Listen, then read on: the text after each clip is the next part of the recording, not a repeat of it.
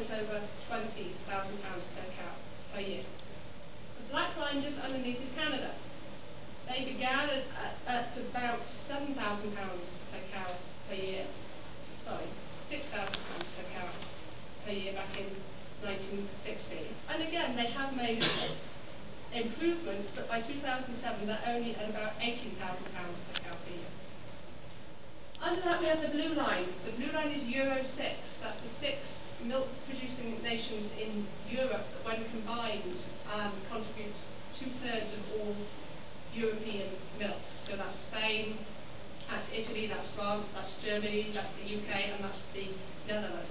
And again, they began at about £6,000 of milk per cow per year, but they haven't made the improvements that we have over here. And as we go up, we can see that as of 2007, that annual milk yield per cow was only about £14,000 per year.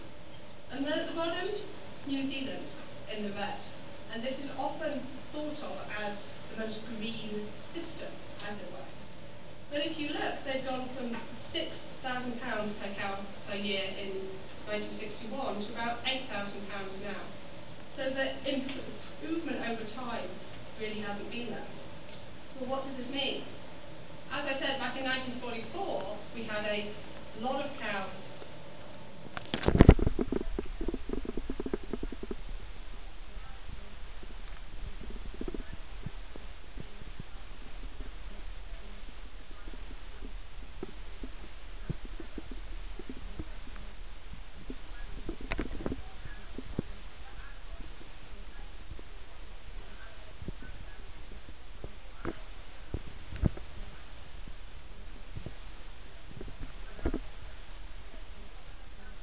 We need feed, we need resources, water, fertilizer, fossil fuels, and so on.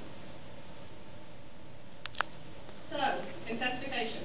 This is data from the NARMS report that came out back in 2007, and they take survey data from all across the US and then partition that out. So, for example, as we increase farm size, as we go from less than 100 cows to 100 to 500 cows to 500 plus, average milk yield per year does increase. We go from about £18,000 per cow for farms less than 1,000 cows to about 23,000 for the larger farms.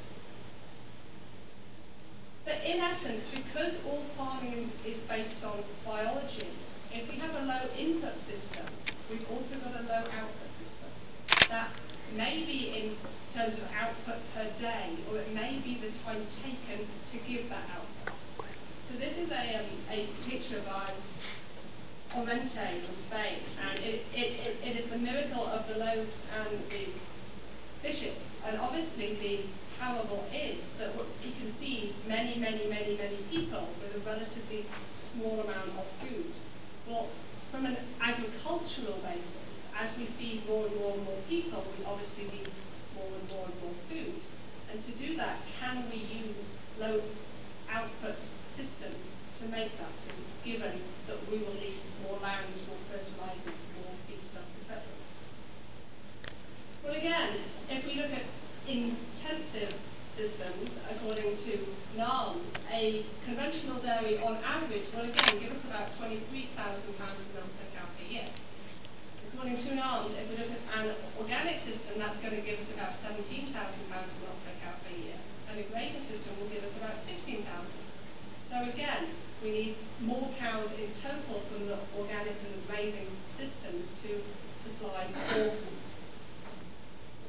all of our milk, which again is small heifers, small bulls, small calves in the population.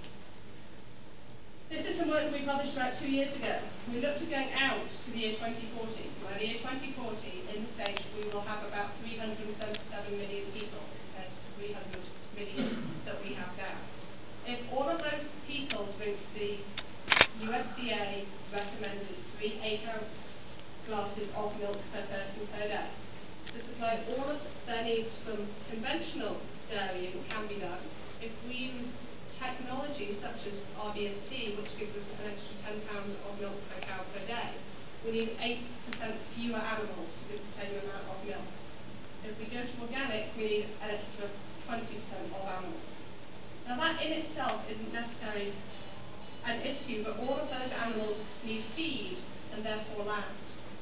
So again, if we improve productivity by using technology, we have a 5% decrease in land costs to give us the same amount of milk. If we go to organic, and in this example we assume that 50% of the diet of the organic cow comes from pasture, we have a 30% increase in total land use.